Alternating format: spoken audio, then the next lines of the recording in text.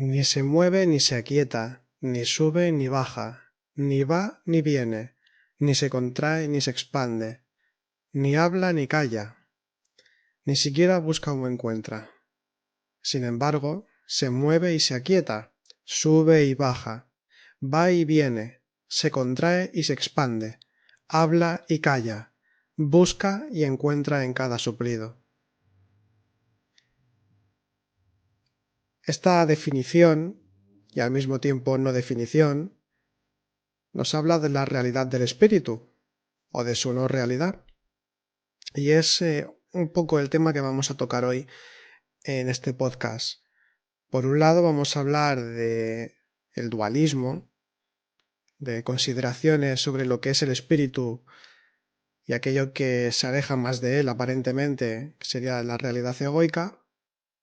Y por otro lado también hablaremos de qué es la vacuidad interior. Y vamos a verlo, como siempre, a ojos de diferentes tradiciones, como nos explican qué es el estado interior de vacuidad y de unión con lo espiritual. Mi nombre es Álvaro González y os doy la bienvenida a Sendero a la Nada, un podcast dedicado a la espiritualidad, el autoconocimiento, las religiones comparadas, el simbolismo, el hermetismo y todos aquellos temas relacionados con el desarrollo espiritual del ser humano. Este podcast no tiene patrocinadores de ningún tipo. Si te gusta nuestro podcast, puedes ayudarnos a mantenerlo colaborando con tan solo 1,50 € al mes y puedes hacerlo clicando en el icono en el que pone apoyar en el perfil de nuestro podcast. Además, si nos apoyas, tendrás acceso a contenidos exclusivos con diversos cursos sobre temáticas espirituales que iremos publicando periódicamente. Es una forma de agradeceros el apoyo que nos dais. Aprovecho para daros las gracias a todos aquellos que ya nos apoyáis y que nos acompañáis semana tras semana, pues es un placer compartir este conocimiento con vosotros. También podéis seguirnos en nuestras redes sociales, en Facebook, Instagram y YouTube como Centro Noesis.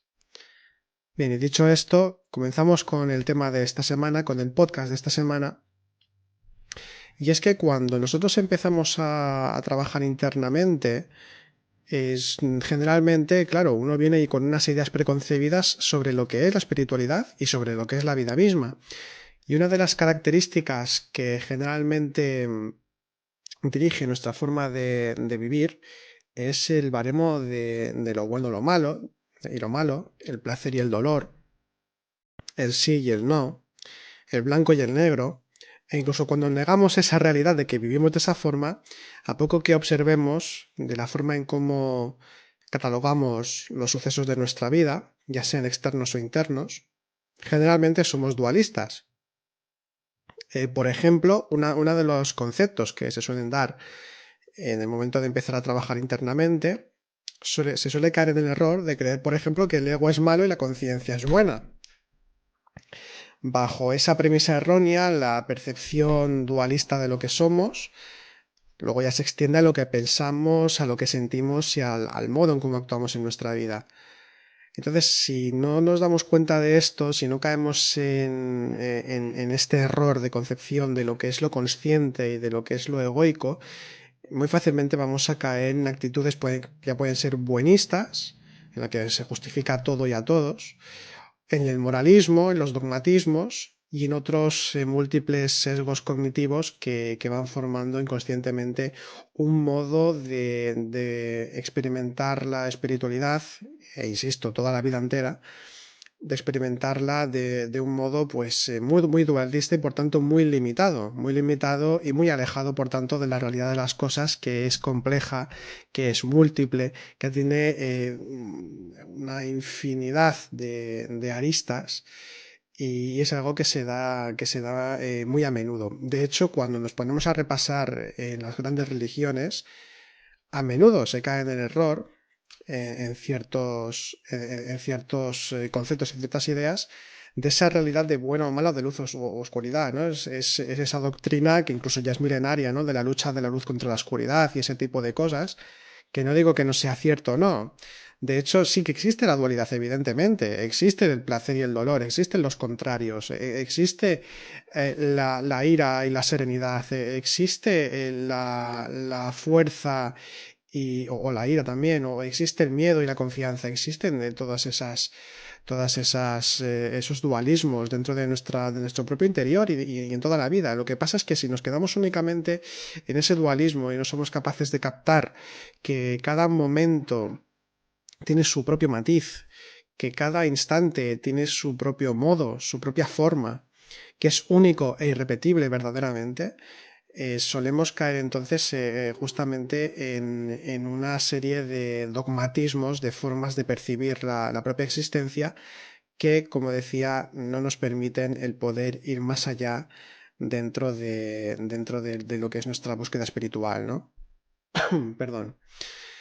Entonces, uno de los errores que estaba comentando al principio es que se suele considerar que el ego, los agregados psicológicos, las pasiones, los yoes, se puede hablar de tantas formas de esas estructuras psicológicas que también conforman lo que somos actualmente, se suele considerar que el ego es malo y que la conciencia es buena.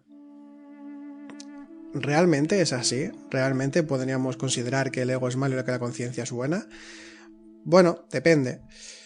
Pero verdaderamente si empezamos a observar más, si empezamos a reflexionar seriamente sobre cuáles son nuestros pilares fundamentales en nuestra propia vida, seguramente vamos a caer en que esa concepción no es del todo acertada.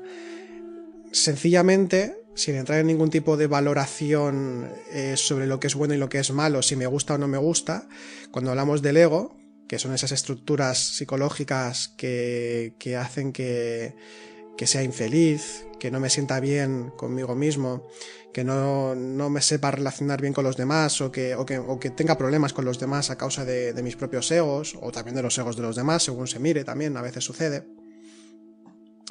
Cuando lo empezamos a ver como algo malo, lo que podemos sin querer es intentar destruirlo de un modo como si fuese el gran enemigo al cual hay que machacar, hay que destrozar. ¿Quiere decir esto que tengamos que irnos al otro extremo y amarlo con todo nuestro ser? Pues tampoco, porque sería el otro extremo de esa forma dualista de la existencia, ¿no? El ego es lo que es.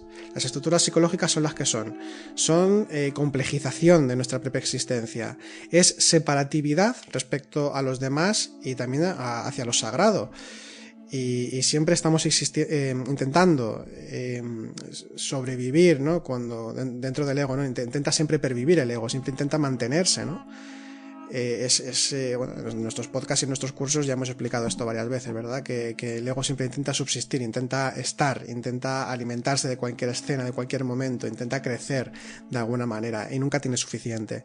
Entonces podríamos definirlo un poco de esta forma, es decir, que es separatividad, que es alejamiento del espíritu y que es una forma, podemos decir, errónea o una forma muy egocéntrica, pero pues eso se llama ego, muy egocéntrica, muy centrada en sí mismo y por tanto pues está alejada de esa realidad múltiple, de esa unidad múltiple en la que todos participamos de una forma u otra. Y entonces con el ego, teniendo ego e identificándose con él, entonces sucede todo lo contrario, que no somos conscientes de esa realidad y por tanto pues nos identificamos con otra forma de vivir que nos trae realmente, nos puede llegar a traer por el camino de la amargura, sencillamente. Entonces, claro, por todas estas razones podemos pensar que esto es malo y por tanto me quiero quitar el ego porque el ego es malo y quiero ser consciente porque esto es bueno. Pero claro, aquí hay un matiz importante porque claro, cuando nosotros definimos el ego, cuando hablamos del ego, no estamos hablando únicamente de los momentos de los momentos en los que me enfado, los momentos en los que tengo miedo, los momentos en los que me ha podido la ambición, por ejemplo, y he perjudicado a alguien, es decir, ese tipo de cosas que nos han traído problemas de alguna forma en nuestra vida. Pensamos que el ego es eso, pero es que el ego realmente está más bien en la sutilidad y lo demás son como despuntes, son como oleadas que aparecen dentro de un mar en el que ya estamos sumergidos, que es el mar egoico, porque estamos todo el día identificados, o gran parte del día identificados con un ego u otro. Lo que pasa es que a veces somos más conscientes y otras veces no.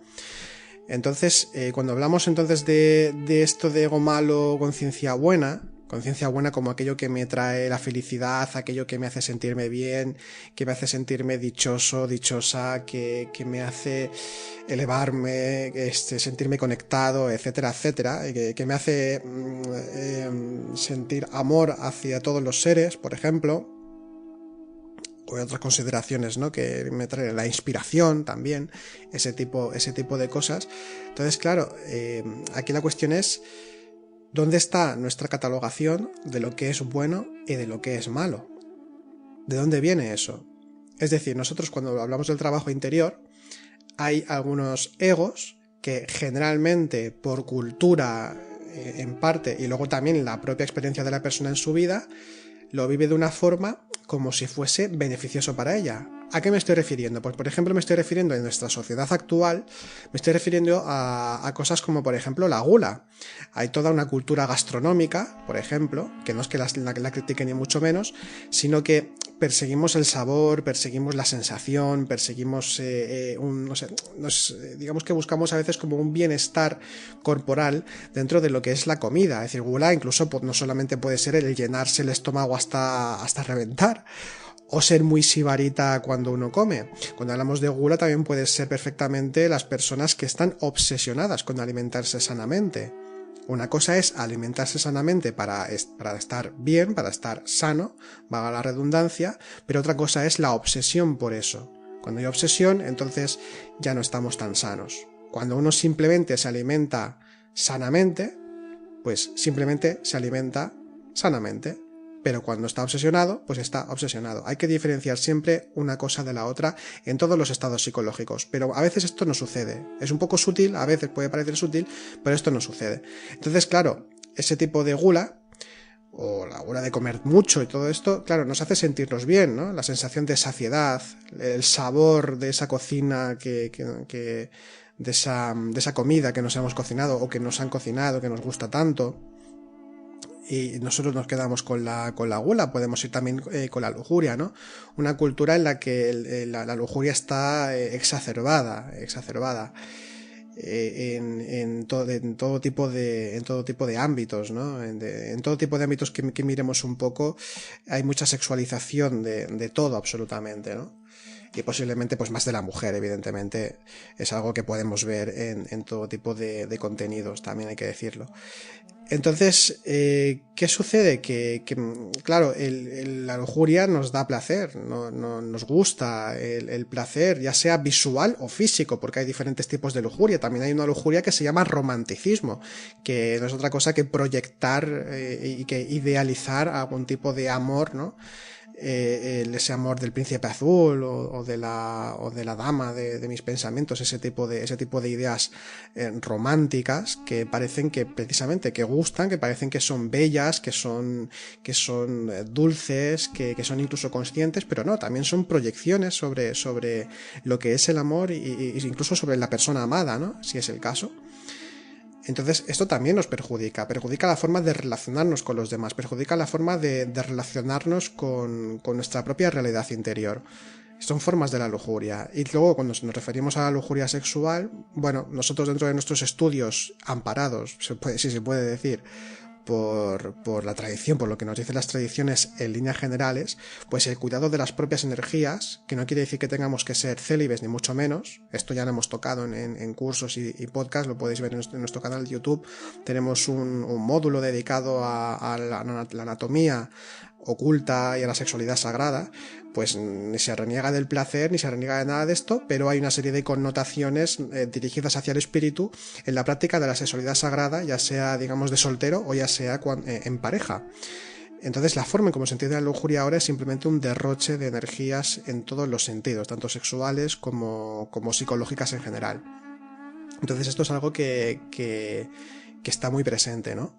Y no se tiene por malo, ¿por qué? Porque estamos acostumbrados y porque nos da algo que nos gusta, en este caso placer, con la gula lo mismo, otro tipo de placer, que también tiene que ver con la sensación, pero hay otras, como por ejemplo el sentirse orgulloso de, o el intentar escalar en la escalera, en las jerarquías de la sociedad de diferentes formas, ya sea a nivel empresarial o a nivel familiar o a nivel de algún tipo de institución en la que estemos, etcétera.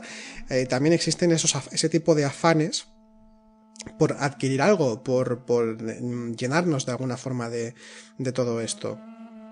De lo que nos pueda aportar, ¿no? Y conseguir ascender, ¿no? Más dinero, más repercusión, más fama, más favores. Sucede todo esto también. Y es algo que muchas veces se considera bueno, se considera como algo que está bien, pero aquí estaríamos hablando de la ambición o de la codicia, estaríamos hablando de otro tipo de egos, que a la larga, si estamos buscando el espíritu, ¿hacia dónde estamos volcando nuestras energías? Aquí sería la pregunta. No hay que juzgar en lo que está bien y lo que está mal, es decir, el que sea ambicioso o al que le guste una buena cena o a quien le encante el placer sexual, no hay que juzgar ni que esto sea bueno ni malo, porque si no estaríamos cayendo en el dualismo que estamos aquí diciendo que no es correcto, sino que lo que estoy comentando es que si estamos buscando el espíritu, hay que replantearse cuáles son los valores que me hacen percibir y creer que algo es bueno o algo es malo, que algo está bien o algo está mal. ¿Cuáles son esos valores? ¿Y por qué algo que no me gusta o que me desagrada? ¿Por qué me desagrada? ¿Por qué no me gusta? ¿Por qué lo sigo haciendo? Es decir, que ahí está el trabajo interior, pero ¿por qué hay otras cosas que también me hacen desgastarme, que me hacen percibir la realidad de forma errónea, que me provocan una relación incoherente con los demás, con el entorno y conmigo mismo? ¿Por qué estoy haciendo todo eso? Y no lo estoy viendo, ¿no? O no me estoy dando cuenta. Entonces, por eso estoy poniendo ejemplos de algo que suele gustar, ¿no? O que se suele ver como algo positivo, ¿no? Como puede ser estos ejemplos con la sensación o con el pensamiento, o perseguir un deseo. Es decir, esto que se dice de perseguir los sueños, que es una forma de decir deseo al fin y al cabo, de perseguir los deseos, de perseguir lo que más quieres. Si no está mal tener un proyecto de vida o intentar hacer algo, pero bueno, ya tocamos también en otro podcast, para no repetirnos, que esto de buscar un propósito de vida o el ser excesivamente ambiciosos cuando estamos buscando algo, pues esto también a la larga también nos puede perjudicar, y no solo a nosotros, sino a los que están a nuestro alrededor. Y desgraciadamente esto muchas veces no se tiene ni en cuenta, ¿no? De qué tenemos alrededor y si estamos perjudicando a nuestros seres queridos con algunas actitudes que podamos tener, o en nuestro trabajo pasa lo mismo también.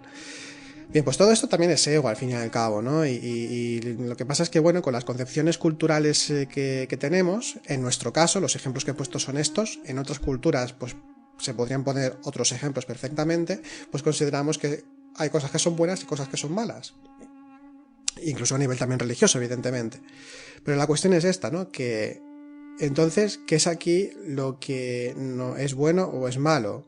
Bueno, pues es cuestión de reflexionarlo. La cuestión es que sí que podemos tener en cuenta muy claramente que en el momento en el que somos absolutamente dualistas, que calificamos nuestros estados internos o las situaciones de buenas o malas, porque una cosa es que sean beneficiosas y otras que sean perjudiciales, ¿no? Que de alguna forma nos hagan perder o ganar, entre comillas, algo, muy entre comillas. Pero la cuestión es que si nosotros tenemos una concepción muy determinada de lo que es lo bueno y lo malo, de lo que es lo consciente y de lo que es lo egoico, lo que estamos haciendo al final es crear una espiritualidad a nuestra propia imagen y semejanza, en lugar de hacerlo a imagen y semejanza de lo divino, que es en principio lo que se busca en el trabajo interior. Cuando se hace imagen y semejanza propia, lo que estamos haciendo es simplemente, pues de alguna forma, hablando claramente, jugar. Estamos jugando a ser espirituales, pero al fin y al cabo lo que buscamos en el fondo es simplemente estar bien, estar a gusto. Que para el que lo quiera, pues también está muy bien. No quiere decir que esto sea, de nuevo, ni bueno ni malo, pero no tiene relación con la auténtica espiritualidad. En la auténtica espiritualidad uno ha de ser capaz de verse y de ser consciente de que incluso aquello quizá a lo que está más apegado, que esto es otra cosa que quiero tocar un poco, a lo que está más apegado, pues entonces es algo que realmente le perjudica y que le hace que se relacione de una forma que no va bien para poder integrarse con la realidad espiritual y para poder entenderse también con los demás, algo tan sencillo como eso. Entonces, al fin y al cabo, cuando estamos hablando de dualismo, estamos hablando sobre todo de, como dicen los budistas, del ámbito de la aversión y el deseo. Hay cosas que nos causan rechazo y otras cosas que nos atraen. Y estos dos fundamentos son los que hacen que permanezcamos, nos dicen los budistas, que permanezcamos en la rueda del samsara. Entonces, claro, si tenemos esas ideas, pues nunca habrá, digamos, un auténtico trabajo trascendente en nosotros. Sucede, continuando un poquito con esta línea, sobre lo bueno y lo malo, que a la conciencia, claro, se la clasifica, o sea, erróneamente también como buena. Y como todo aquello que nos hace sentir bien, que nos hace estar bien, que nos hace sentirnos vivos, que es la dicha auténtica. Bueno, se dice muchas cosas, ¿no?, sobre el estado interior. Lo que sucede es que aquí hay otra sutilidad también con el estado consciente. Cuando hablamos del estado consciente, estamos hablando que más allá incluso de la atención consciente, del recuerdo de sí, del recuerdo de lo que auténticamente somos, de la conciencia, ¿no?, el ser, ¿no?, el puro espíritu, chispa divina, se le puede llamar de muchas formas, ¿no?, de ubicarse en ese Tao, por decirlo también de alguna otra forma. Cuando estamos hablando del estado consciente, el estado consciente en sí mismo no trata de sentir felicidad, dicha espiritual, alegría o estados de emoción superior o de mística. Los estados interiores de este tipo, es decir, el estado consciente, el recuerdo de sí, cuando sentimos esa dicha, esa felicidad, realmente es algo colateral. No es el fin en sí mismo del estado consciente, el sentir la dicha espiritual, la alegría interior. O sea, eso viene con el estado consciente, pero no es el estado consciente puramente. Hay que diferenciarlo, es que es una diferencia muy sutil. Esperamos ahora que, desarrollando un poquito más este tema, que quizá puede ser un poco abstracto, pero diferenciando un poco este tema, esta sutilidad, podamos darnos cuenta de la diferencia que hay en lo que es el estado consciente, digamos, de forma más pura, con lo que es la alegría, la felicidad y estados casi de mística, que podríamos decir, ¿verdad? Bien, ¿por qué estoy hablando de esto? Bueno, porque sucede que, y justamente la semana pasada que estuvimos hablando sobre listados de síntomas del despertar y de formas de concebir la espiritualidad que nosotros pues consideramos, y la tradición considera que no son apropiadas, sucede que en los estados conscientes, o mejor dicho, cuando se habla de estados conscientes o de lo consciente, de la conciencia en sí misma, siempre se habla como de algo muy bueno, muy positivo, se habla incluso como de subidones emocionales, de subidones incluso de adrenalina, de sentirse realmente vivos, de haber hecho una meditación y cuántas cosas visualicé y cuántas cosas sentir, ver, pensar. Ese tipo de consideraciones, a un nivel, como decía, sí que tienen que ver con el estado consciente, pero ya he dicho que no es el estado consciente en sí mismo puramente, que es otra cosa. Es decir, ese es como el resultado, ¿no? Es como, por ejemplo, si tuviésemos un plato de comida, un plato que lo tuviésemos en la mesa y que únicamente intentásemos nutrirnos de él oliéndolo. Y es a lo que me estoy refiriendo, que el estado consciente es la comida en sí misma, y esa felicidad, esa alegría interior, esa dicha espiritual, esa emoción superior que podamos sentir, es el olor del estado consciente. Entonces, claro, si nosotros únicamente olemos la comida pero no comemos del plato, por tanto, no estamos en la auténtica presencia de la conciencia, no estamos en la presencia de ser. Y ahí está una diferencia sutil pero importante, porque si nosotros únicamente nos quedamos con lo que siento en el momento del estado consciente, ese estado consciente es casi como si se quedase a medias, como si no pudiera, trabajar internamente, si no pudiera estar en esa experiencia más vivamente, porque me estoy quedando solo con el olor de la experiencia, con la fragancia de la experiencia. Pero más allá de la fragancia está meterse de fondo en esto, ¿no? Entonces, teniendo esta idea en mente, teniendo esta idea presente sobre, por un lado, el error del dualismo, y hemos puesto un ejemplo que tiene que darse un poco en todo, ¿no? Pero, por ejemplo, el ejemplo de que el ego es malo, la conciencia es buena. No es el caso. Ya hemos dicho que el ego es simplemente separatividad, que es una forma de percibir, una forma de percepción errónea, sesgada, que provoca que tengamos una relación incoherente con nosotros mismos, los demás, el entorno y lo sagrado, y que cuando hablamos de la realidad espiritual estamos hablando de la integración, cuando estamos hablando de la dicha espiritual también, evidentemente, estamos hablando de una relación coherente con lo que hemos mencionado, estamos hablando sobre todo de integración y participación consciente, de pura observación, de puro ser. Y ahí está la cuestión.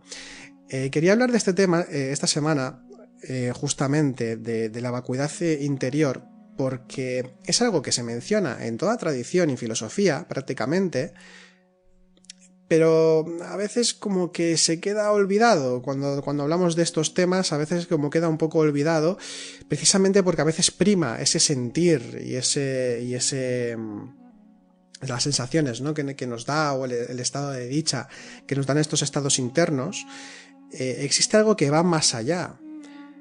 De hecho, para que el trabajo interior fructifique, es necesario desarrollar la desidentificación total de sí mismo a todos los niveles. Y cuando me refiero a todos los niveles, me estoy refiriendo a nivel egoico, a nivel físico, a nivel energético, e incluso a los resultados de los estados conscientes, que es lo que se conoce también como renunciar a los frutos de la acción.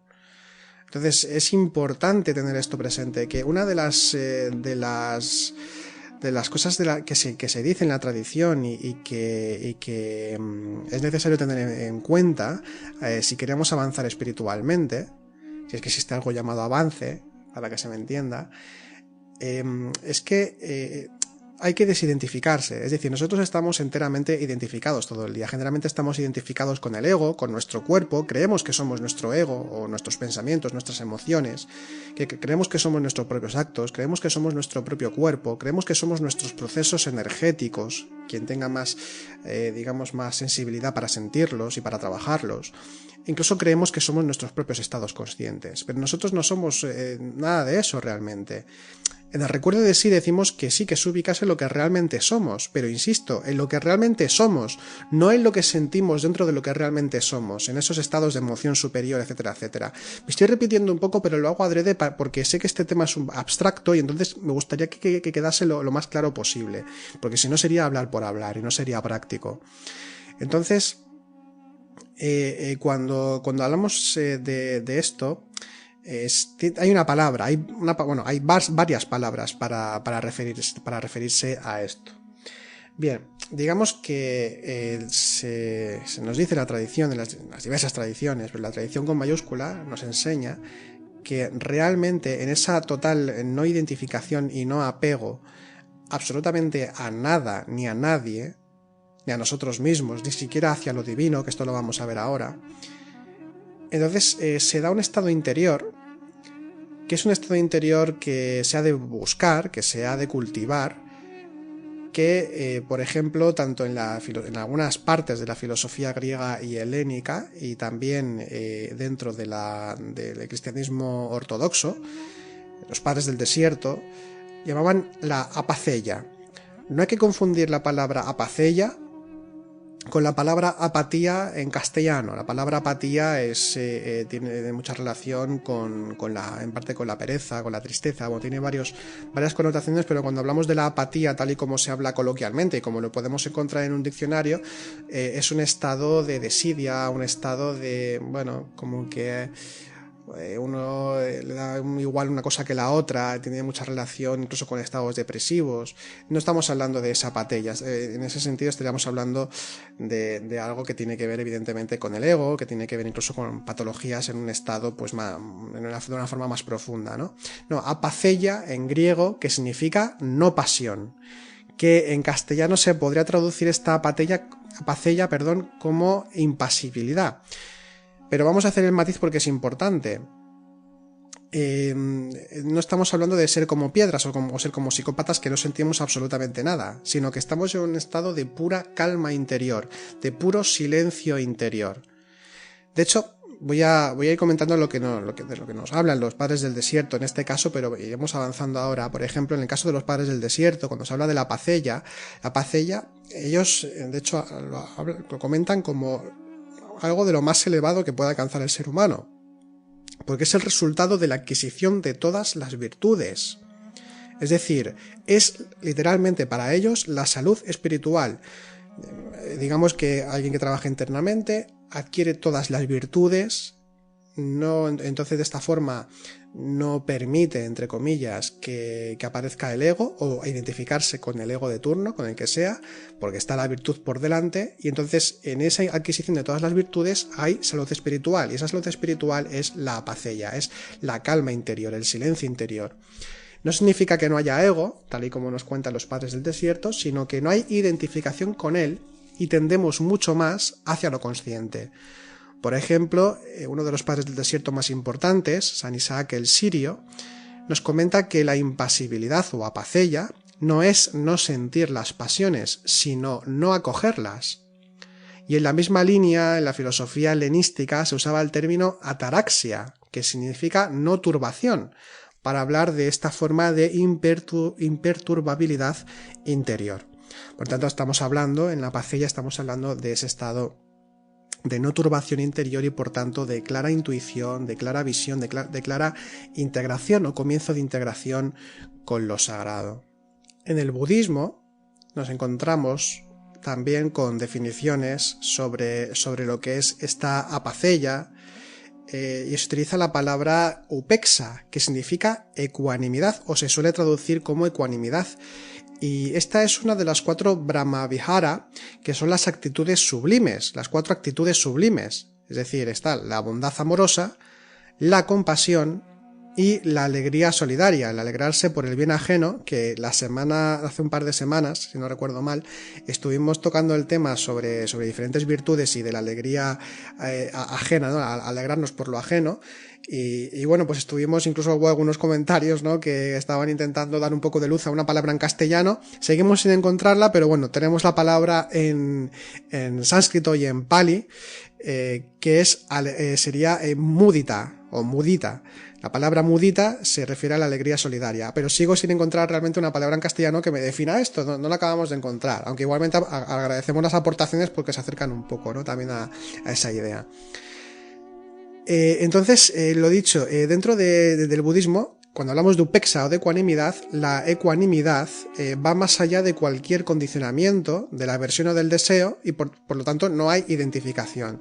De hecho, en uno de los sutras, en el Dhatuvibhanga Sutra, se dice lo siguiente, leo textualmente, se inicia la cita y nos dice este sutra, esta enseñanza budista. Dice lo siguiente, además, discierne esto, si yo dirigiese esta ecuanimidad pura y brillante hacia la base del espacio infinito y desarrollase mi mente adecuadamente, entonces esto sería algo condicionado.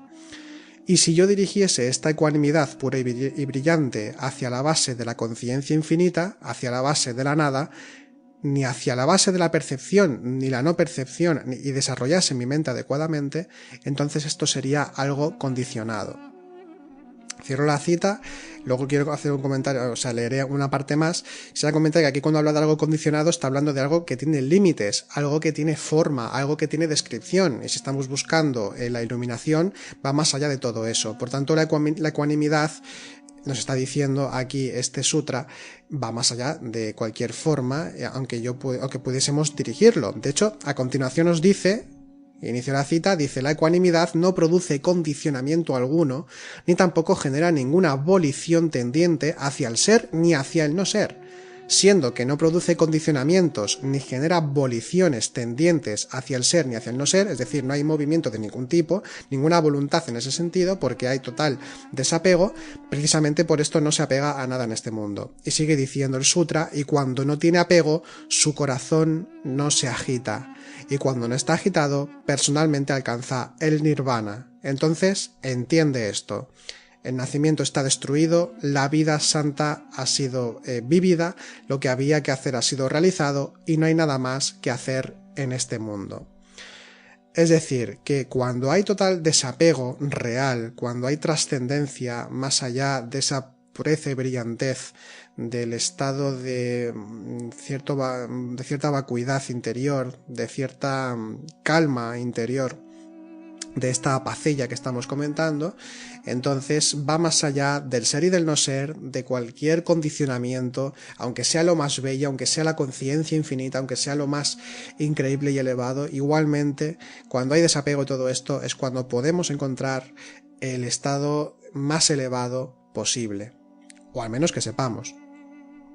En otra de las enseñanzas, ya que estamos en el ámbito de Asia, asiático, nos encontramos que en los Yoga Sutras de Patanjali, en el primer capítulo de los Yoga Sutras de Patanjali, se nos habla por un lado del ego, que se llaman los vrittis, se podría más o menos definir como ego o como condicionamientos mentales, pues que trabajando continuamente con el ego, una de las cosas que debemos tener muy presentes a la hora de ese trabajo interior es el desapego, que se llama vairagía o vairaya. No conozco sánscrito, no sé pronunciarlo, me ibas a disculpar. Bien, pues cuando estamos hablando de esto, de este estado interior, en los Yoga Sutras podemos leer lo siguiente. Dice en este primer capítulo de los Yoga Sutras: mediante la práctica y el desapego se consigue la detención de la actividad mental, es decir, del ego, podríamos decir también. La práctica es un esfuerzo por alcanzar la estabilidad. Para que ésta sea una base sólida debe ser realizada con celo, perseverancia, de forma ininterrumpida y durante mucho tiempo. El desapego es un estado de conciencia que nos libera del deseo de los objetos de los sentidos. El grado más elevado del desapego consiste en desentenderse de las cualidades gracias a la conciencia de sí. Podemos entender aquí que se refiere a tanto cualidades más elevadas como cualidades pues no tan elevadas. Todo lo que tenga una forma determinada, ¿no?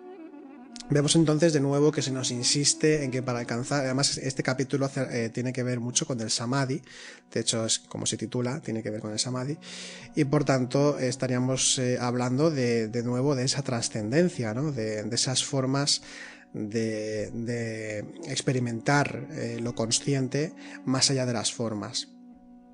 Bien, nos pasamos también al cristianismo, de nuevo, vamos otra vez al cristianismo, porque quisiera mencionar especialmente a dos místicos, uno del siglo XVII y otra del siglo XIII, Miguel de Molinos por un lado y Margarita Boret por otro. En la guía espiritual de Miguel de Molinos, en el capítulo 18 de la tercera parte del libro, Miguel de Molinos dice lo siguiente: sabrás que se ha de desapegar, se refiere al alma, ¿no? Empiezo otra vez y así se entiende mejor. Sabrás que se ha de desapegar y negar de 5 cosas el que ha llegar a la ciencia mística. La primera, de las criaturas; la segunda, de las cosas temporales; la tercera, de los mismos dones del Espíritu Santo; la cuarta, de sí misma; y la quinta, se ha de despegar del mismo Dios. Esta última es la más perfecta, porque el alma que así se sabe solamente desapegar es la que se llega a perder en Dios, y solo la que así se llega a perder es la que se acierta a hallar. Fin de la cita. Realmente es muy bello lo que está diciendo, ¿no? Incluso debemos desapegarnos de cualquier, de Dios mismo, de la forma en que nosotros lo estemos haciendo.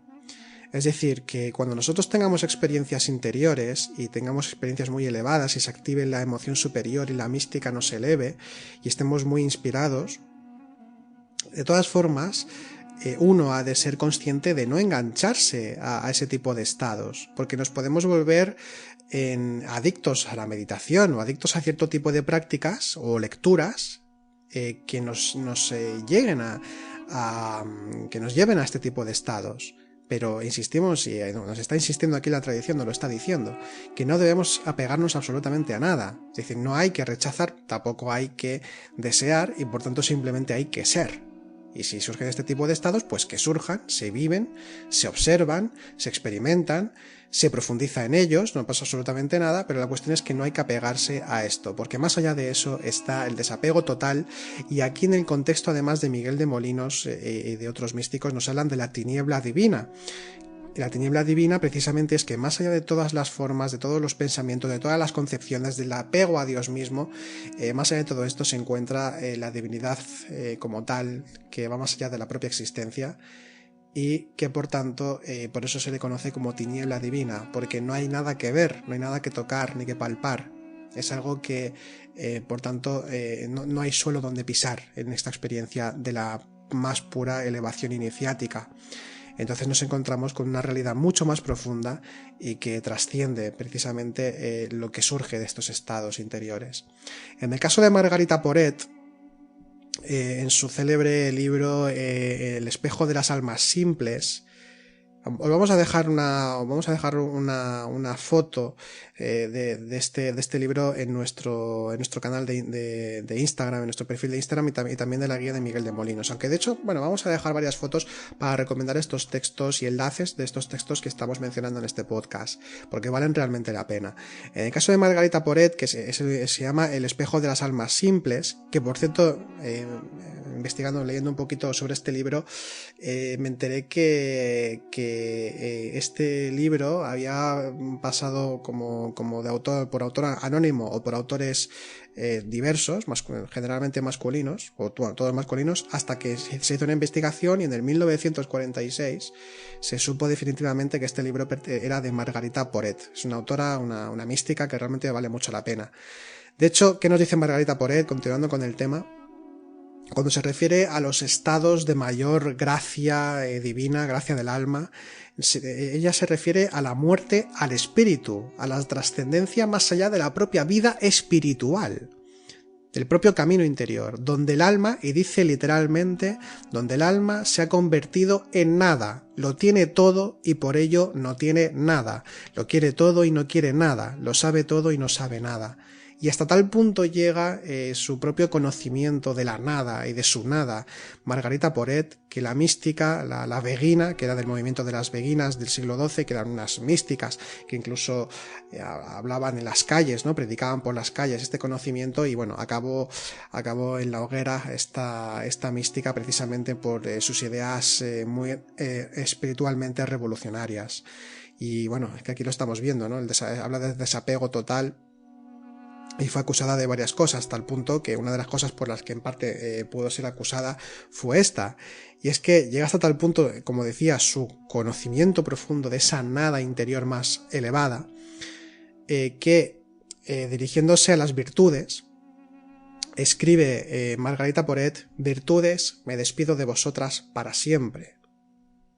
¿Por qué? Porque ella ya se sumerge en la nada divina. En esa nada divina de la que estamos hablando, que es donde hay auténtico silencio interior. Luego hablaremos un poco más del silencio para que podamos entender un poco mejor de qué estamos hablando. Bien, cuando Margarita Porete habla de la propia alma elevada, que se ha convertido en nada y lo tiene todo y por ello no tiene nada, lo quiere todo y no quiere nada, lo sabe todo y no sabe nada, nos puede recordar, por ejemplo, a esta célebre poesía de San Juan de la Cruz, cuando habla de que a toda ciencia trascendiendo, ¿no? Que cualquier cosa siempre a toda ciencia trascendiendo está la propia experiencia de lo divino en sus cotas más elevadas. Y también nos puede recordar en cierta forma al Tao Te Ching, nos puede recordar al taoísmo. De hecho, en el Tao Te Ching, en el capítulo 7, aunque tiene una connotación un poco diferente, pero se puede entender en la misma línea que estamos llevando, dice lo siguiente, dice: el cielo es eterno y la tierra permanente, son permanentes y eternos porque no viven para sí mismos. Así pueden vivir eternamente. El sabio, por lo mismo, pospone su yo y su yo progresa, se desprende de su yo y su yo se conserva. Como no quiere nada personal, su persona se realiza. ¿No es así?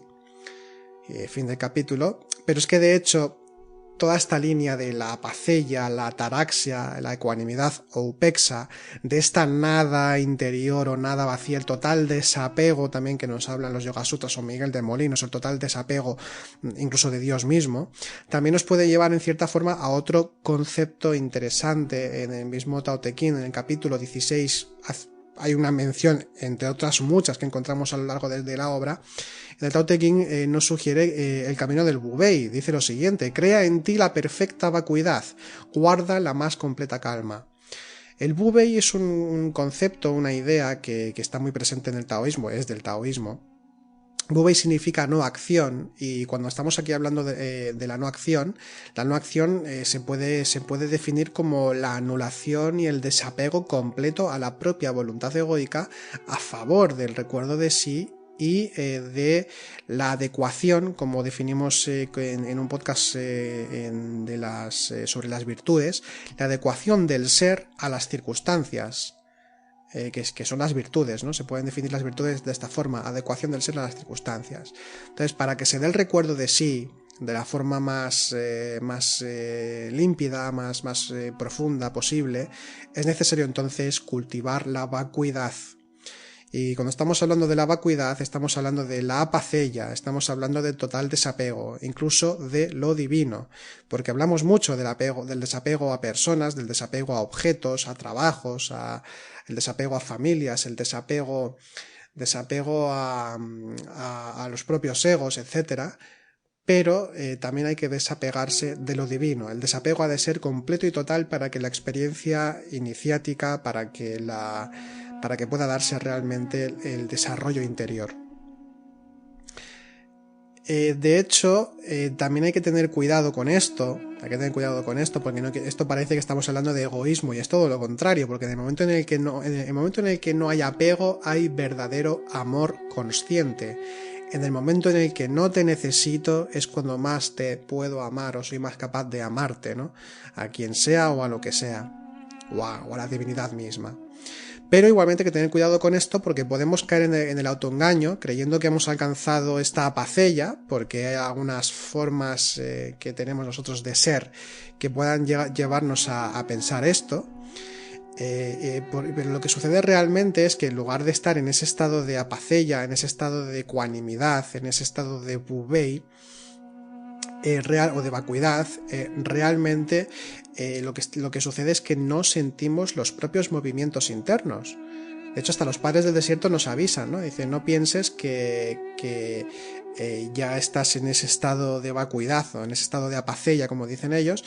No pienses que estás ahí, porque lo que sucede es que el objeto que hace que surjan tus pasiones no está presente, pero si estuviese presente, pues seguro que entonces las pasiones te arrastrarían, ¿no? Nos indican que tengamos cuidado con esto, porque podemos pensar que estamos, por ejemplo, iluminados, pero claro, si vivo solo o sola y no tengo, digamos, ninguna persona con la que convivir, y entonces no hay movimiento, hay como una especie de normalidad o de estabilidad aparente en mi vida normal, y más o menos lo sobrellevo, pero claro, entonces estamos autoengañándonos. Simplemente es que no hay posibilidad de que surjan esos egos, porque la circunstancia no lo da, porque estamos en otro tipo de dormidez, que también hemos hablado en alguna ocasión de esto, que es ese estado de bucear dentro de la cotidianidad egoica, ¿no? Que es el estado de pistis, de creencia, ¿no? De estar buceando sin darnos cuenta en el ego, en una normalidad, en una rutina en la que estamos acostumbrados, es decir, en los papeles que hacemos pues en el trabajo, con la familia, con la pareja, que no somos conscientes de ello hasta que empezamos a serlo. Entonces, claro, no somos conscientes de esa realidad. Es decir, hasta que no empezamos a trabajar internamente, hasta que no empezamos a replantearnos lo que somos y cómo es nuestra vida, no empezamos a darnos cuenta de que es posible, no digo al 100% de los casos ni mucho menos, pero que normalmente sucede que hacemos papeles que no queremos hacer, que no somos eso realmente, en el trabajo, con la familia, cuando vamos a comprar, cuando estamos en casa, con la pareja, con los hijos. Esto sucede también, esto se da, en el que hacemos papeles.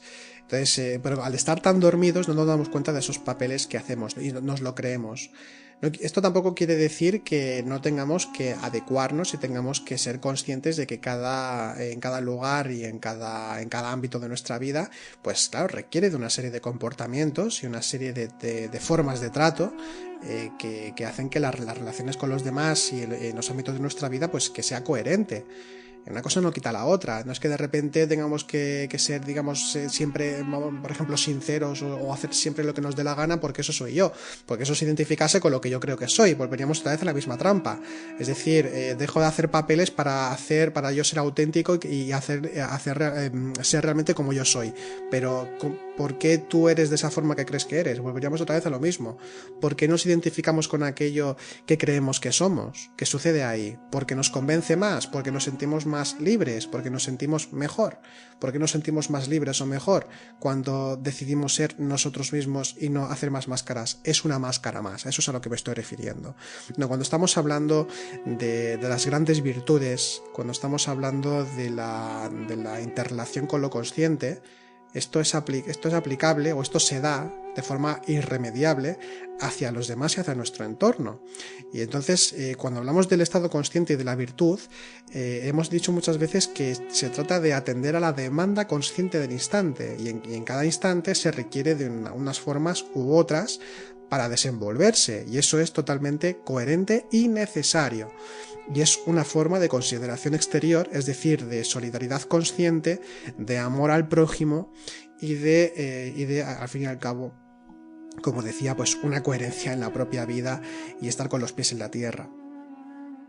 Entonces, también hay que decir en este sentido que sí que puede haber estados relativos de esta serenidad, de esta vacuidad, y así de esta forma pues vamos progresando en nuestro trabajo interior, pero hay que diferenciar, ¿no? Es decir, estos estados relativos aparecen a veces, surgen, pero no quiere decir que ya no tengamos ego, sino que se dan en el momento, ¿no? En un momento determinado. De hecho, como nos enseña, por ejemplo, en el budismo Chan, el budismo Zen de China, bueno, todos los budismos realmente, todas las líneas del budismo, pero recuerdo ahora en este caso, en el budismo Chan, que se dice que la iluminación hay que repetirla muchísimas veces, es decir, hay que iluminarse muchísimas veces, es decir, por haber experimentado la iluminación una sola vez ya no eres un Buda ya, un despierto, sino que tienes que experimentar muchas veces la iluminación para convertirte en un Buda. Pues aquí estaríamos hablando de lo mismo, esos estados de apacella, esos estados de vacuidad interior de los que hemos estado hablando en este podcast, pues tienen relación con los frutos que se van dando con el trabajo interior, y entonces pues vamos sintiéndolos a veces, de estar totalmente desapegados, de estar en un estado, digamos, no de concentración a nivel consciente, no en un objeto determinado, sino de estar en centrados, ¿no? De estar en un centro de gravedad consciente. Cuando se va dando todo esto, entonces surgen estos estados de vacuidad interior y de silencio interior, de desapego. Pero no es algo definitivo, sino que así también se irán repitiendo hasta que llegue un punto en que será algo pues mucho más prolongado en el tiempo. Volviendo otra vez al cristianismo ortodoxo, quisiera comentar algo que me parece interesante, ¿no? Que dice lo siguiente, que el cristianismo ortodoxo, cuando se habla de esta impasibilidad, de la pacella, de la vacuidad, se considera que es como una puerta de acceso a la verdadera gnosis, al verdadero conocimiento esencial, profundo, espiritual, y a la contemplación. Y a San Máximo, un padre del desierto, indica que esta vacuidad o esta pacella es el camino del conocimiento, y sin ella nunca veremos al Señor. Es decir, primero hay que serenarse internamente, hay que desapegarse, hay que adquirir todas las virtudes. Entonces, a partir de ahí es cuando nosotros hemos adquirido todas las virtudes y las vamos adquiriendo, cada vez vamos profundizando más en el propio silencio interior. Y esta es la cuestión a la que yo quería ir. Para hacer un poco de resumen, porque sé que, vuelvo a decir que soy consciente de que este tema es un poco abstracto, sobre todo quizá cuando se lleva poco tiempo en esto, pero lo que estamos hablando, para hacer un poco de correlato, ¿no? de lo que hemos hecho, de lo que hemos hablado hasta ahora. Hemos dicho que en primer lugar existe un dualismo muy marcado dentro de nuestra propia vida. Todo lo percibimos como bueno o como malo, como agradable o desagradable, nos causa aversión o también hay deseo por perseguir algo. Vemos en blanco y negro las cosas, estamos en el sí o en el no. Constantemente vivimos de esa forma. Entonces, si llevamos esto a la espiritualidad, que es lo que suele suceder, entonces, por ejemplo, cosas como aspectos de nosotros como el ego son malos porque nos causan infelicidad, nos hacen sentirnos mal y relacionarnos con nosotros mismos, los demás, el entorno y lo sagrado de una forma incoherente, de una forma separada, sesgada, pues esto sería malo. Entonces lo consciente, que es la dicha espiritual, la integración con lo divino, la relación coherente con los demás, la felicidad más elevada, los estados conscientes más profundos y que nos dan más autoconocimiento, etcétera, etcétera, lo consideramos como bueno. Ya hemos visto que no es ni bueno ni malo, simplemente son diferentes ámbitos de realidad y que el que tiene anhelo espiritual entonces tenderá más hacia la realidad del espíritu y por tanto buscará más el estado consciente y no los estados egoicos. Sencillamente es eso. Entonces, dentro de esto, cuando nosotros nos separamos de esa, o nos desapegamos, ya que estamos hablando en estos términos, de esa realidad dualista en la que solemos vivir, de esa concepción dualista en la que solemos vivir, entonces podemos ubicar mejor lo que es el estado interior del recuerdo de sí, la conciencia de sí, que tiene mucha relación con la vacuidad interior, que tiene relación con esa no pasión, con esa no turbación interior. ¿Y esto qué significa? Pues una de las cosas principales en lo que significan es el desapego total y absoluto, no solamente hacia los egos, no solamente de forma externa a mi propia casa, a mi familia, a mi trabajo, a cualquier ámbito que crea yo que me identifica, que me da un significado en mi vida, sino también incluso hacia lo divino, hacia las virtudes, hacia el trabajo interior que yo estoy haciendo, como por ejemplo lo que se dice de renunciar a los frutos de la acción. De renunciar a Dios mismo, como diría Miguel de Molinos. Entonces, cuando se da ese desapego, cuando se va trabajando en ese desapego de sí mismo, en ese desapego de no identificarse, por tanto, con la ira, con la tristeza, con la gula, con el miedo, y ni siquiera tampoco con las virtudes, porque al fin y al cabo las virtudes son formas de definir las acciones del espíritu, pero el espíritu realmente como tal no tiene forma, por tanto es como una pequeña... Hablar de virtudes es como algo que nos ayuda a entender la acción del espíritu, pero el espíritu no es ni cándido, ni es bueno, ni es misericordioso. Todas esas características nosotros ponemos un nombre porque el ser humano necesita de formas, pero no tiene formas el espíritu, y por tanto, si nos desapegamos de todas esas formas, si entendemos que la realidad es mucho más dinámica, más allá de esos límites de la palabra y del concepto, entonces podemos ir más allá hacia esa vacuidad interior, entendiendo que el espíritu no tiene forma y que por tanto nosotros tampoco. Así que puede haber un desapego total a todo. Y cuando se da ese trabajo interior y se va dando también ese desapego en esa adquisición de las virtudes también que debemos ir realizando, llegamos a algo que es de vital importancia para poder realmente empezar a trabajar de una forma mucho más profunda en el autoconocimiento y en lo que es el conocimiento total, ¿no? Por decirlo así. Y la integración total realmente con todo. Y es adquirir la capacidad del silencio, porque como dice Rumi, el silencio realmente es escucha. ¿Por qué se escucha el silencio? El silencio es escucha porque en el silencio interior estamos receptivos para escuchar la palabra sagrada, para escuchar el mensaje sagrado, para escuchar esa palabra que nos suena, para escuchar aquello que no da ruido, es la palabra silenciosa, que es la palabra divina. De hecho, como enseña el budismo, se puede entender que nuestra mente es como un mar agitado por el que navegamos, desconociendo los puntos cardinales e ignorando por dónde nos golpeará la siguiente ola, como si estuviésemos en mitad de una tormenta. Entonces, cuando cesa tal tempestad, cuando nos ubicamos en esta vacuidad interior, en ese bubei, en esa pacella, en esa opexa que hemos estado mencionando, vemos que realmente prácticamente es el mismo principio en todas estas tradiciones. Cuando se da ese estado interior de vacuidad, de silencio interior, entonces nuestro mar interior está en calma, y es ahí cuando podemos empezar a conocernos y a conocer la naturaleza del espíritu. Porque es en un mar sosegado donde somos capaces de conocer los puntos cardinales, es decir, a qué dirección dirigirme, donde yo puedo bucear en sus aguas y mantenernos en quietud. Entonces, cuando hablamos de silencio interior, cuando hablamos de apaceia, cuando hablamos de quietud, cuando hablamos de todos estos términos, son un poco semejantes con sus propios matices, pero están hablando sobre todo de la receptividad hacia lo sagrado realmente. Porque mientras haya ruido interior, mientras nos identificamos con nuestros egos, no somos capaces de poder escuchar precisamente a la conciencia, ni hacerla, ni ayudar o de alguna forma a uno apartarse para que la conciencia aflore. Bien, ya para terminar, comparto un pequeño párrafo de un texto que tiene relación con lo que estamos hablando sobre lo que es la vacuidad interior y sobre lo que es ese estado que no se puede describir, pero casi se puede describir. Es conexión con lo espiritual. Se vive como una aporía, un sí pero no, un estar y no estar a la vez. Es como tener una palabra en la punta de la lengua. Estás a punto de decirla, sabes lo que quieres decir, ahí está, pero no la puedes pronunciar. Es un misterio develado a la par que velado, y tan solo puede casi decirse. Es un saber no sabiendo.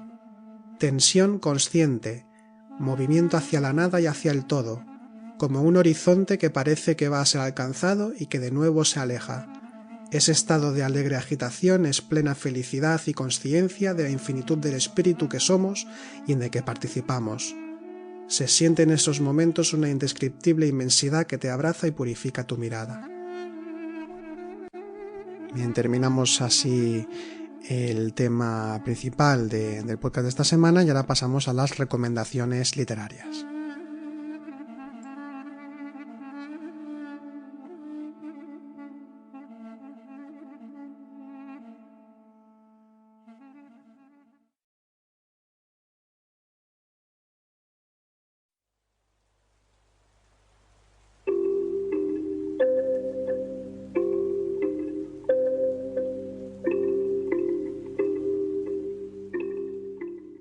Continuamos en Sendero a la Nada, vamos ahora a hacer una recomendación literaria. Y ya que hemos hablado en este podcast sobre la vacuidad, hemos mencionado en diferentes tradiciones la idea de vacuidad o de ecuanimidad, y hemos mencionado también evidentemente el taoísmo, quisiera recomendar esta vez uno de los libros, el libro más importante, se podría decir perfectamente, el libro más importante del taoísmo, que es el Tao Te Ching. Y es un libro clásico del Tao, escrito por Lao Tse. Es un libro que tiene más de 2500 años, es muy sintético, casi poético se puede decir, pero que esconde muchísimas enseñanzas, es interesantísimo, es básico, es de hecho uno de los libros más importantes de la literatura espiritual universal realmente. Entonces lo recomendamos esta vez este libro, es muy conocido, pero claro, cuando estamos hablando del Tao Te Ching y de otros libros de este tipo, una cosa muy importante es la traducción. Existen millones de traducciones del Tao Te Ching. El problema con el chino o con lenguas como el sánscrito o incluso el hebreo, que las traducciones son verdaderamente complejas, por no decir difíciles. Cada letra, cada grafía, ¿no? del lenguaje, de la lengua china, igual que las otras que he mencionado, pues tienen varios significados, tienen diferentes formas de entenderse, e incluso dependiendo en conjunto con otros símbolos o signos o otras palabras con cómo está escrito. Entonces es verdaderamente complicado encontrar una traducción que se pueda considerar realmente buena, porque hay algunas que están demasiado occidentalizadas, otras que son demasiado antropológicas, otras que son demasiado, vamos a decir, de autoayuda, las cosas como son.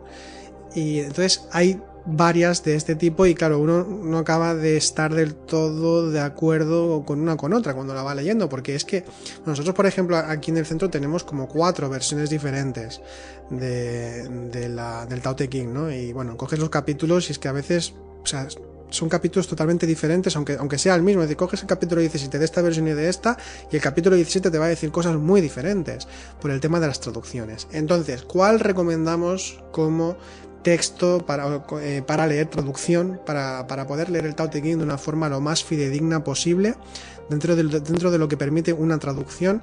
cuando se refiere a este tipo de libros. Bien, pues hay una traducción que se hizo en su momento, que ya va por su cuarta edición, que la última edición, esta cuarta edición, se hizo en el mayo del 2018, que es el Tao Te Ching. Los libros se titula Los libros del Tao, el Tao Te Ching, y es edición y traducción de Iñaki Preciado Idoeta, que en su momento ya hicimos una reseña de las enseñanzas de Lao Tzu, un librito que resume lo que es el taoísmo de una forma muy sintética y muy bien elaborada, por parte de Iñaki Preciado Idoeta, que aparte de ser traductor y de ser un estudioso, al mismo tiempo también es practicante budista y conoce muy bien también el taoísmo. Por tanto, también es aparte de ser filósofo, se puede decir, pensador, aparte de ser todo esto, también es un practicante espiritual, y por tanto, pues de alguna forma puede conectarse mejor con el espíritu de este tipo de libros, y entonces traducirlo de una forma que consideramos que es pues más cercana a lo que sería el texto como tal.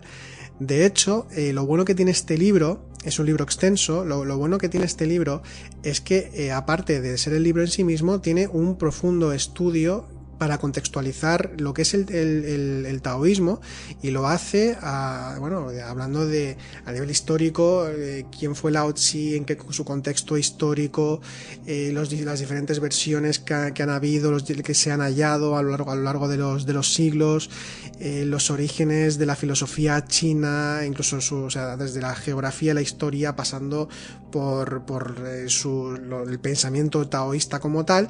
Entonces nos prepara de una forma extensa, de una forma muy ordenada, a cuáles son las ideas principales del taoísmo y la contextualización que ha de tener a la hora de abordar este texto. Y entonces a partir de ahí, pues nos traduce, este autor nos traduce los textos de Lao Tzu en diferentes versiones, que se fueron encontrando a lo largo de los tiempos, ¿no? Entonces, pues es un libro completísimo para quien sea un estudioso del taoísmo como tal, y para quien simplemente tenga interés en el taoísmo, para poder informarse de una forma más fidedigna, que incluso viene con un glosario. Es muy recomendable. Edición Estrota, traducción de Iñaki Preciado Idoeta, cuarta edición ya, del mayo de 2018. Los libros del Tao Te Ching, muy recomendable para poder profundizar en la espiritualidad a nivel universal. Bien, pues terminando la recomendación del libro de la semana, pues ahora pasamos al simbolismo semanal.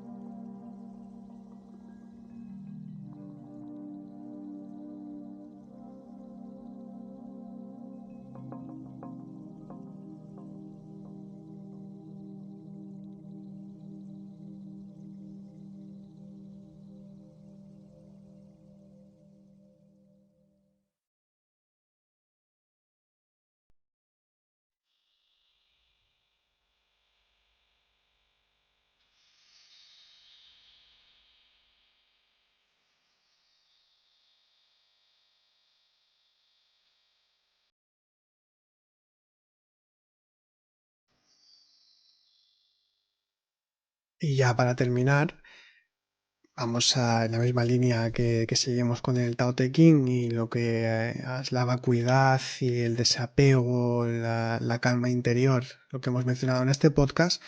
El símbolo de esta semana va a ser el del bambú. Tanto en el budismo como en el taoísmo, el bambú es un símbolo que tiene diferentes connotaciones, hasta el punto, bueno, que tiene una connotación en el arte caligráfico. Hay que recordar que en estas lenguas, que son más bien ideogramas, cuando se expresan, cuando se escriben las palabras, son ideogramas, requieren de un arte, requieren de una técnica muy concreta, y entonces esto se ha elevado a la categoría de arte como tal. Y también hay un arte con la pintura del bambú. En el budismo y en el taoísmo, en el Chan, ¿no? El budismo Chan también, en Japón también, se considera un arte, pero un arte prácticamente sagrado, en el sentido de que ha de ser un ejercicio espiritual, como cuando se hace un mandala o se pinta un icono, se escribe un icono en la ortodoxia cristiana, en el mandala que se hace, por ejemplo, sobre todo los tibetanos y en algunos lugares de la India. Entonces, es una forma, una práctica espiritual como tal. ¿Por qué? Porque el bambú simboliza en lo que ha de adquirir, a lo que ha de llegar el estudiante espiritual, el buscador espiritual. Quien trabaja internamente adquiere las características del bambú, que es una planta que no requiere de grandes cuidados, por tanto no tiene grandes necesidades. Es una planta que puede ser muy dura, incluso se ha utilizado para hacer herramientas, para convertirlo en lanza, en objeto de caza, ¿no? En herramienta de caza, incluso también para la guerra, desgraciadamente. Entonces tiene una serie de fortalezas, pero al mismo tiempo es muy flexible. Por tanto, también tiene esa característica de la flexibilidad, de la adaptabilidad, del adecuarse a las circunstancias, pero cuando ha de actuar, ha de realizar alguna acción, es muy duro, es muy confiable y por tanto se mantiene. Así que es un símbolo que nos está hablando de la fortaleza interior, pero al mismo tiempo también nos está hablando de la flexibilidad, de un saber ser, de un saber estar. Y además hay que recordar que las cañas del bambú, los diferentes tramos, o sea, por dentro, por dentro del bambú está vacío, está totalmente vacío, que esa es una de las características, sino la más principal, para que pueda ser a la vez duro y fuerte y flexible al mismo tiempo, que por dentro está vacío. Esa es la vacuidad que estamos buscando en nuestro camino interior para allegarnos a lo espiritual y despertar la conciencia. Bien, pues ya terminamos el programa esta semana. Esperamos que os haya gustado, que os haya sido de utilidad también. Recordad también que podéis encontrarnos en nuestras redes sociales, en Instagram como Noesis Centro. También tenemos un grupo de Facebook que es Centro Noesis. Y también estamos en YouTube, en nuestro canal Centro Noesis, donde también colgamos pues vídeos y cursos que vamos realizando y los vamos subiendo periódicamente. También os invitamos a que nos comentéis, a que podéis comentar, añadir, aportar algo a lo que hemos mencionado en todo este podcast y muy agradecidos de que haya feedback porque así también aprendemos todos. Bien, dicho esto, os deseamos muy buena semana y hasta la próxima.